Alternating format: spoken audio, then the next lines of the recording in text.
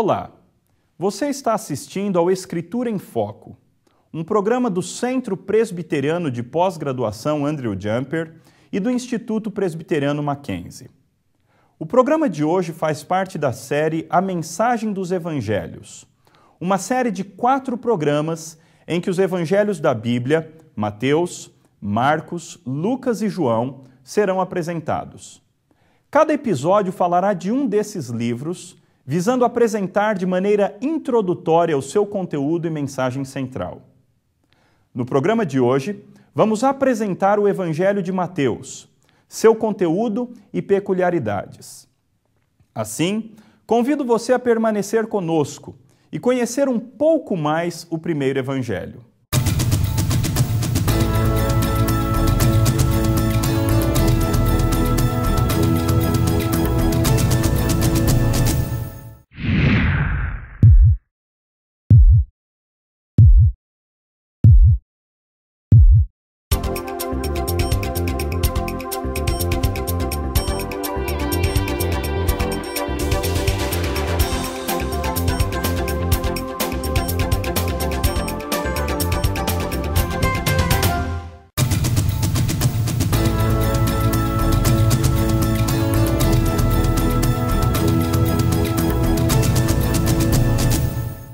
Todo livro bíblico tem uma mensagem central, que está intimamente relacionada com o motivo principal que levou o autor do livro a escrever.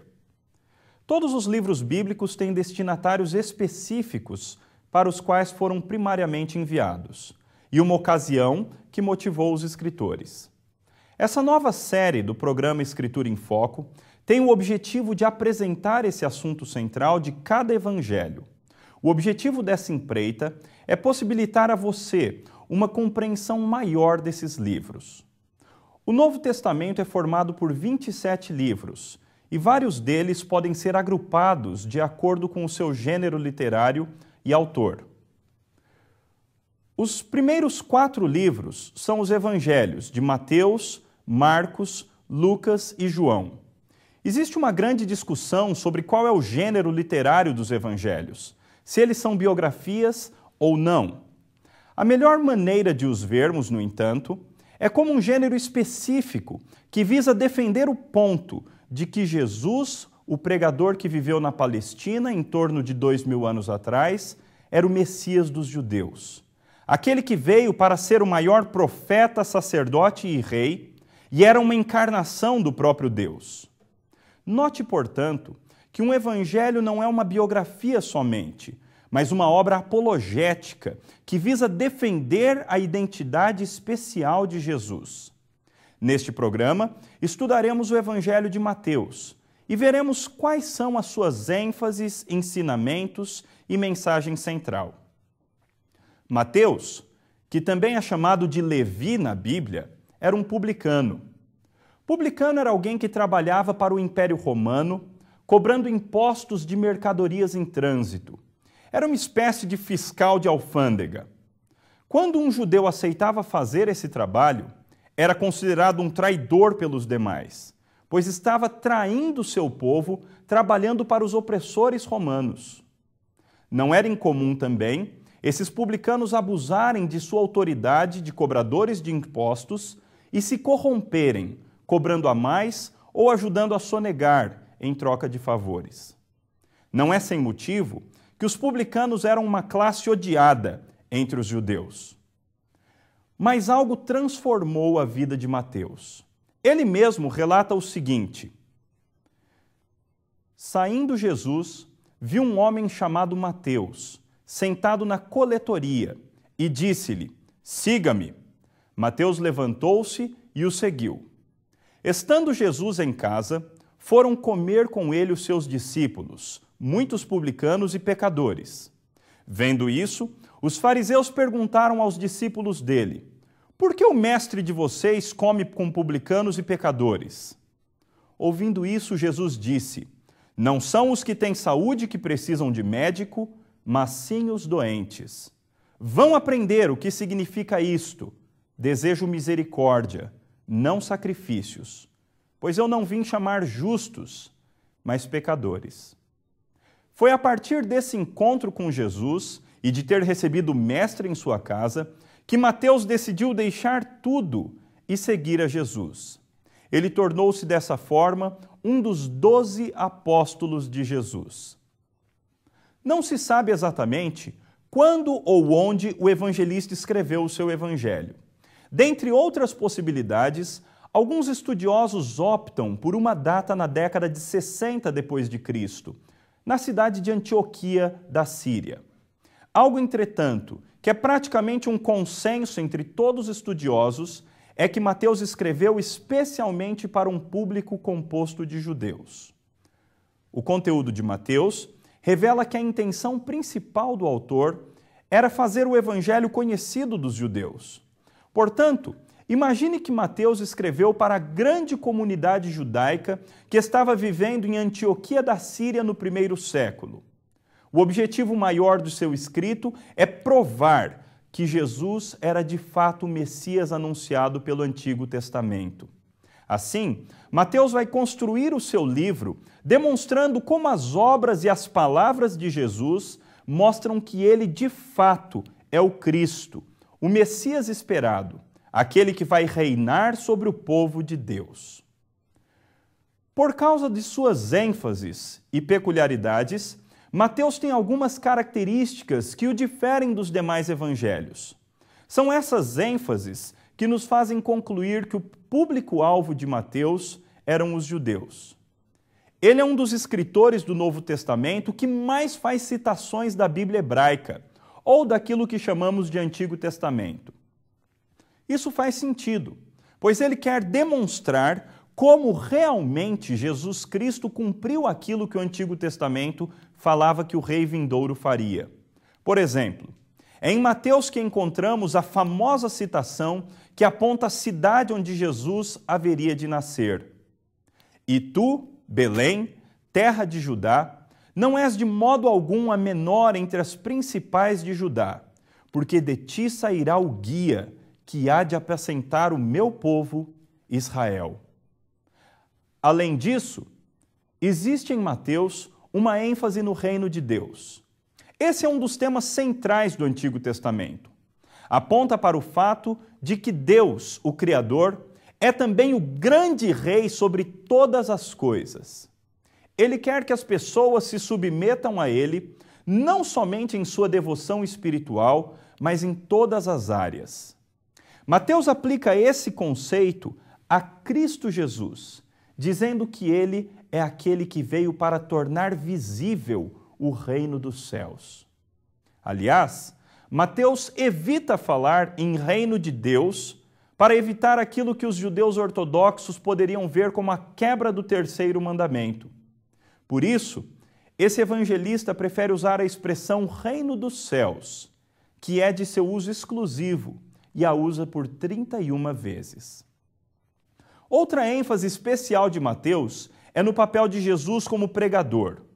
É evidente que todos os evangelhos apresentam os ensinos de Jesus, mas Mateus é o único evangelista que registrou 5 sermões de Jesus. Essa é, inclusive, uma maneira de organizar o livro de Mateus. O evangelista publicano registra 5 grandes sermões de Jesus: o Sermão do Monte, o Sermão dos 12, o Sermão à beira-mar, o Sermão da Criança e o Sermão escatológico. No próximo bloco, veremos como Mateus organizou o seu evangelho em torno desses 5 grandes discursos.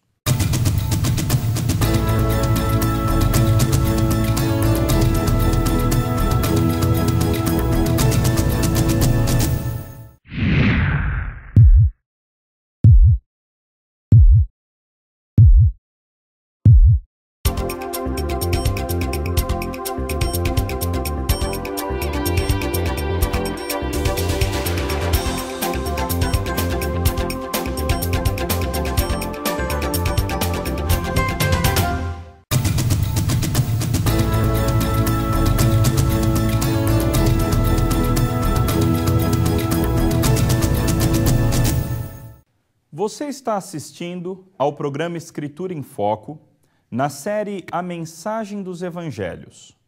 Hoje, estamos estudando o Evangelho de Mateus. No bloco anterior, falamos sobre o autor do livro, a ocasião da escrita do Evangelho e sobre algumas peculiaridades de Mateus quando comparado aos outros evangelhos bíblicos. Neste bloco, veremos como o primeiro evangelista organiza o seu conteúdo em torno dos sermões que relata. Cada um destes 5 sermões é antecedido por uma seção narrativa. Dessa forma, as narrativas e os sermões formam as 5 partes centrais deste evangelho. Assim sendo, uma estrutura do Evangelho de Mateus ficaria assim: introdução, apresentando o rei, 5 partes centrais, contendo cada uma seção narrativa e um sermão, e a seção final, contendo o ápice da narrativa do Evangelho, o momento em que o personagem principal morre, vence a morte e volta para os seus súditos. Logo no começo de seu livro, Mateus apresenta uma lista genealógica e 6 textos do Antigo Testamento que ele afirma estarem se cumprindo com o nascimento de Jesus. A lista genealógica tem o objetivo de apresentar o personagem principal do livro, Jesus, como aquele que tem direito ao trono de Israel, visto ser o filho de Davi. Suas raízes remontam àquele que é considerado o pai dos judeus, o patriarca Abraão. Depois da genealogia, Mateus apresenta 6 profecias do Antigo Testamento que estão se cumprindo no nascimento de Jesus, comprovando que ele é o Messias. Ele nasceu de forma milagrosa de uma mulher virgem. Ele nasceu em Belém, conforme as profecias diziam a respeito do futuro Redentor. Ele foi para o Egito e, como consequência de sua ida, muitas crianças foram mortas por Herodes. Ele morou em Nazaré e ele tem um arauto que anuncia a sua vinda exatamente como havia predito o profeta Isaías. Sendo assim, logo no começo de seu evangelho, Mateus apresenta Jesus como aquele que era o esperado por Israel, como o rei que libertaria o seu povo. Depois da introdução, que apresenta Jesus como o rei prometido, Mateus passa a relatar o início do ministério de Jesus. Ele é batizado, chama pessoas para segui-lo e prega. O primeiro discurso de Jesus, relatado por Mateus, é o Sermão do Monte. O lugar onde Jesus subiu era provavelmente uma encosta do Mar da Galileia e não uma grande montanha. Ele se assentou e começou a ensinar seus discípulos e a multidão que a tudo assistia. O Sermão do Monte contém lições práticas sobre como deve ser a vida daquele que se coloca debaixo do reinado de Jesus. Como devem viver os súditos do reino dos céus. Jesus começa o seu sermão falando sobre as várias felicidades ou bem-aventuranças daqueles que o seguirem. Pense que um sermão, pelo menos como o concebemos hoje, deve ter um texto base. Assim, qual seria o texto ou os textos que Jesus usou para este sermão? Creio ser possível dizer que todos os conceitos expressos nas bem-aventuranças encontram base em textos do Antigo Testamento. Na verdade, as bem-aventuranças não são nenhuma novidade, mas a aplicação correta daquilo que havia sido dito por Moisés, pelos Salmos e pelos profetas. É importante notar que Jesus não estava inventando ensinamentos novos, embora tivesse autoridade para fazê-lo. Em vez disso, ele estava apresentando verdades esquecidas do Antigo Testamento, verdades que apontam para uma religiosidade viva de amor a Deus e não para uma religião legalista, morta. Veja, por exemplo, alguns trechos do Salmo 37, como contém algumas das mesmas ênfases de Jesus. Confia no Senhor e faz o bem. Habita na terra e alimenta-te da verdade. Agrada-te do Senhor, e Ele satisfará os desejos do teu coração. Entrega o teu caminho ao Senhor, confia nele, e o mais ele fará. Fará sobressair a tua justiça como a luz, e o teu direito como o sol ao meio-dia.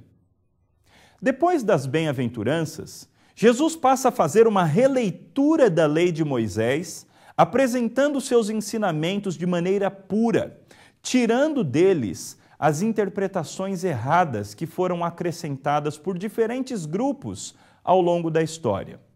Assim, Jesus se apresenta como o verdadeiro intérprete da lei e mostra que não veio para rejeitar a lei, mas para cumpri-la. Neste sermão, Jesus também ensina a oração do Pai Nosso, na qual ele toma o modelo das orações feitas pelos santos ao longo da Escritura. Ele fala sobre o amor aos inimigos e sobre o dever de não nos preocuparmos com as coisas da vida, pois Deus cuida dos que são seus. Conceitos estes tirados também da lei de Moisés. Jesus conclui o Sermão do Monte com duas ilustrações finais: a das duas portas e a ilustração da casa construída na areia e da outra construída sobre a rocha. Com a primeira ilustração, Jesus afirma que aqueles que querem segui-lo devem entrar pela porta estreita, mais difícil e menos bela, pois ela leva à salvação. A segunda ilustração é usada para falar que aquele que ouve as palavras de Jesus é como quem constrói uma casa sobre a rocha, casa esta que fica firme mesmo quando vem intempéries. Já aquele que ouve, mas não pratica, é como alguém que constrói sobre a areia. Quando vem a chuva e o vento, arruinam aquela casa. Mateus termina esta primeira sessão do relato afirmando: quando Jesus acabou de proferir estas palavras, estavam as multidões maravilhadas de sua doutrina, porque ele as ensinava como quem tem autoridade e não como os escribas. Na segunda parte de seu livro, Mateus mostra o ministério de Jesus propriamente dito. É importante lembrar que a região chamada Israel, o território do povo judeu, era dividido politicamente em três grandes regiões nos tempos de Jesus. Ao sul, a região da Judéia, ao centro, a região de Samaria e mais ao norte, a região da Galileia. Foi nessa região da Galileia que aconteceu a maior parte do ministério de Jesus, ao norte da Palestina. É ali que Mateus mostra Jesus curando doentes, relacionando-se com pessoas desprezadas pelos líderes religiosos de seu tempo, acalmando uma tempestade no mar da Galileia, expulsando demônios de 2 homens numa cidade chamada Gadara e voltando para a cidade onde morava, a cidade de Cafarnaum. Essa era a região mais pobre e mais sincretizada na sua religião, até mais do que a desprezada Samaria. É por isto que também é conhecida como a Galileia dos gentios. E daí vinha o adágio popular a respeito do lugar onde Jesus nasceu. Pode sair alguma coisa boa de Nazaré? O evangelista apresenta ainda Jesus ressuscitando a filha de um líder judeu chamado Jairo. Além de um princípio de oposição a Jesus por parte dos líderes religiosos, é nesta segunda sessão do livro também que são apresentados os 12 homens que Jesus escolheu para serem seus discípulos especiais e futuros representantes autorizados, os 12 apóstolos. Note que todas as obras que Jesus realiza são coisas espetaculares que o Antigo Testamento deixava claro que só podiam ser realizadas pelo próprio Deus. Portanto, quando Mateus apresenta Jesus realizando uma série de feitos divinos, ele está novamente reivindicando que esse homem Jesus é o próprio Deus encarnado. O sermão dessa segunda sessão é dirigido mais especificamente para os 12 discípulos de Jesus.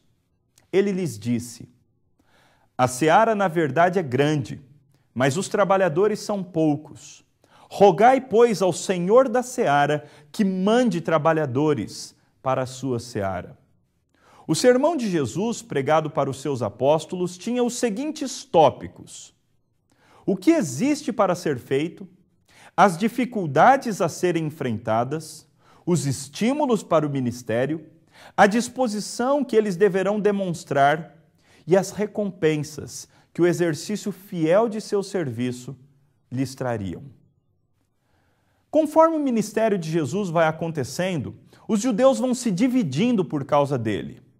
As cidades de Corazim e Betsaida, ao norte do Mar da Galileia, são amaldiçoadas por Jesus, pois ali ele fez a maioria dos seus milagres e os habitantes daquela cidade não se arrependeram dos seus pecados e continuavam não crendo em Jesus.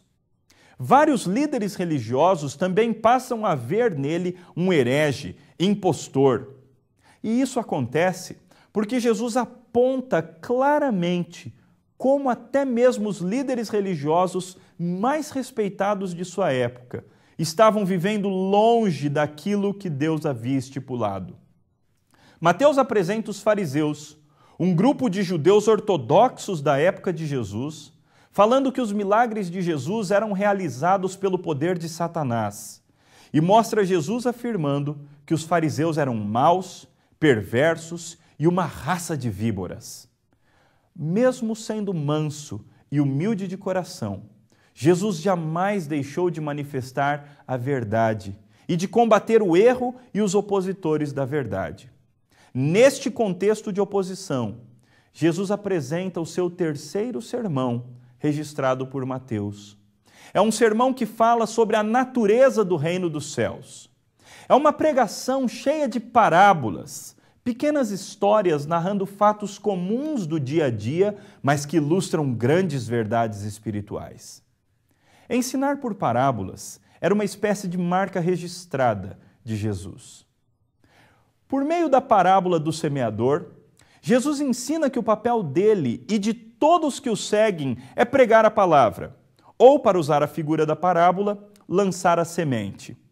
Há aqueles que são como uma terra ruim, onde a semente vai morrer sem germinar.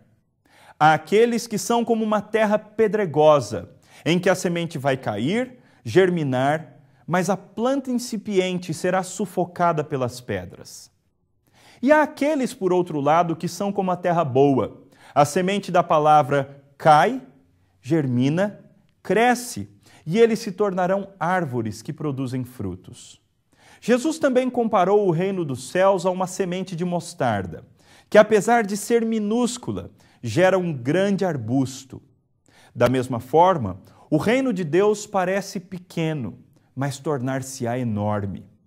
Jesus apontou também para o grande valor deste reino ao contar uma parábola de um homem que encontra um campo onde existe um tesouro.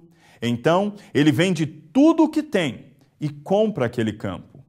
Ou é como um negociante de pérolas, que vende todas as pérolas de menor valor, quando encontra aquela que é a mais preciosa que ele já viu. Assim, nas palavras de Jesus, pelo reino dos céus vale a pena deixar tudo mais para conseguir entrar nele. Vimos neste bloco a introdução e as 3 primeiras partes do Evangelho de Mateus. No próximo e último bloco, veremos as últimas partes do Evangelho e a sua conclusão, e apontaremos qual é a mensagem central do primeiro livro do Novo Testamento.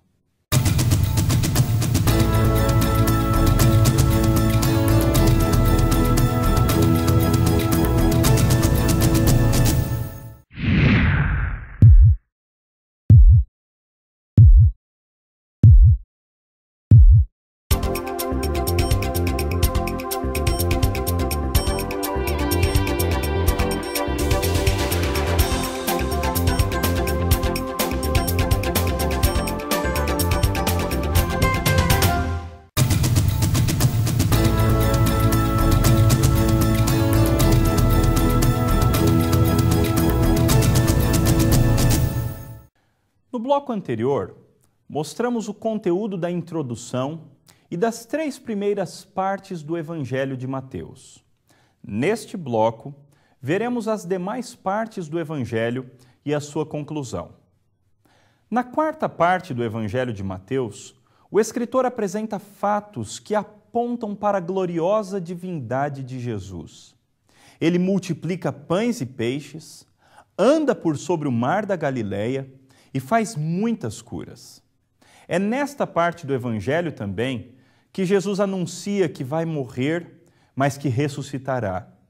Neste contexto, Jesus desafia os seus discípulos, dizendo: se alguém quer vir após mim, a si mesmo se negue, tome a sua cruz e siga-me. Porquanto quem quiser salvar a sua vida, perdê-la-á. E quem perder a vida por minha causa, achá-la-á. Pois que aproveita o homem se ganhar o mundo inteiro e perder a sua alma? Ou o que dará o homem em troca de sua alma? Porque o Filho do Homem há de vir na glória de seu Pai com os seus anjos, e então retribuirá a cada um conforme as suas obras. Jesus também aparece aos seus discípulos com um aspecto glorioso, transfigurado, junto com Moisés e Elias. Nesta ocasião, Mateus diz que o próprio Deus falou dos céus: este é o meu Filho amado, em quem me comprazo. A ele ouvi. De volta a Cafarnaum, cidade onde Jesus morava, sabendo que seus discípulos discutiam sobre qual deles era o maior, Jesus colocou uma criança no meio deles e começou o quarto sermão registrado neste evangelho. Jesus começa esse sermão afirmando que quem não se tornar humilde como uma criança não pode entrar no reino dos céus. Jesus também falou sobre o dever de repreender com amor alguém que está em pecado e contou uma parábola sobre o grande dever de perdoar, tendo em vista que recebemos perdão muito maior da parte de Deus. A quinta sessão do Evangelho contém uma mistura de várias ênfases anteriores. Jesus cura, conta parábolas e caminha para Jerusalém, onde entregar-se-á à morte. Quando Jesus entra em Jerusalém, ele é saudado pelas multidões. Jesus é uma unanimidade entre o povo. Parece que vem nele aquele que vai reinar com poder sobre Israel. Mas o reino que Jesus veio inaugurar era diferente do que eles pensavam. O sermão registrado nesta sessão vem logo depois do anúncio de que o templo seria completamente destruído, uma profecia sobre o que aconteceu no ano 70 depois de Cristo, quando os romanos de fato destruíram o templo e a cidade de Jerusalém. Em seu sermão, Jesus fala sobre coisas que iriam acontecer no futuro e que deveriam ser vistas como sinais de que ele estava para voltar.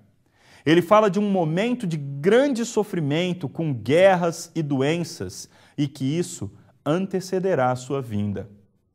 Jesus também diz em seu sermão que quando vier da próxima vez, virá para julgar todas as pessoas com base em como viveram. Neste sermão, Jesus também conta algumas parábolas que têm como lição central a ordem: esteja preparado, pois quando você menos esperar, Jesus voltará. Dessa forma, Mateus encerra a quinta sessão de seu evangelho e prepara o grande final, o momento da morte de Jesus e de sua vitória sobre a morte. Assim, chegamos à última parte do evangelho de Mateus, a conclusão de sua narrativa. Mateus narra o plano dos líderes judeus para matar Jesus, a traição de um de seus discípulos, a última ceia, a oração de Jesus no Getsêmani e todo o processo de julgamento e crucificação de Jesus. Mesmo relatando a sua morte, Mateus mostra como Jesus estava no controle da situação. Ele prediz a sua morte, entrega-se voluntariamente. Diz que poderia pedir a Deus e este enviaria mais de 1000 anjos para livrá-lo. Diz ao sumo sacerdote que vai assentar-se à direita de Deus e impressiona o governador Pilatos com a sua firmeza diante da morte. Mateus também narra toda a humilhação da crucificação e narra as coisas sobrenaturais que aconteceram quando Jesus de fato morreu. O véu do santuário se rasgou, houve um forte terremoto, mortos ressuscitaram e entraram na cidade. E um guarda que vigiava Jesus enquanto morria disse: verdadeiramente, este era o Filho de Deus. O Evangelho termina com a narração da ressurreição de Jesus, sua aparição a várias pessoas e uma última ordem do rei que venceu a morte para os seus súditos. Toda autoridade me foi dada no céu e na terra. Ide, portanto, fazei discípulos de todas as nações, batizando-os em nome do Pai, do Filho e do Espírito Santo, ensinando-os a guardar todas as coisas que vos tenho ordenado. E eis que estou convosco todos os dias, até a consumação do século. Assim, podemos concluir, resumindo a mensagem do primeiro evangelho da seguinte forma: à luz do evangelho de Mateus, ninguém fica indiferente a Jesus. Ou a pessoa o segue e coloca-se debaixo dele como um súdito, ou torna-se inimiga dele. Jesus é aquele que foi prometido aos judeus. Ele é aquele que foi esperado como libertador de seu povo, de tal forma que, na perspectiva de Mateus, o verdadeiro judaísmo continua com Cristo Jesus. Mas esse judaísmo perde a singularidade étnica e torna-se a religião daqueles que creem que Jesus Cristo é Salvador e Senhor. Mateus também amplia a perspectiva que se tem do Jesus histórico. Ele não veio apenas como um profeta ou como um religioso, mas veio para ser o rei do universo, aquele pregador da Palestina que por nascimento tem direito ao trono de Israel. Quer muito mais do que isso. Ele quer colocar o mundo inteiro aos seus pés. Ele quer ser o Senhor de tudo e de todos. Desta forma, seguir a Cristo para Mateus é colocar-se debaixo do seu senhorio em todas as esferas da vida. Finalmente, além de convocar pessoas a crerem em Jesus, a forma como Mateus termina seu evangelho é também uma convocação para aqueles que já creram em Jesus, no sentido de que passem a anunciá-lo como Rei e Senhor, fazendo novos discípulos que sigam a Jesus. Este foi o programa Escritura em Foco, série A Mensagem dos Evangelhos. Se você tiver dúvidas ou sugestões, escreva para o nosso e-mail escrituraemfoco@mackenzie.br. Muito obrigado e fique com Deus.